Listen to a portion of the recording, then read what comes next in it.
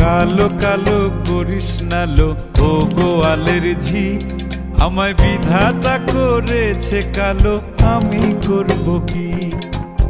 এক কালো যমুনার জল সর্বপ্রাণী খায়, আর এক কালো আমি কৃষ্ণ সকল রাধে চাই।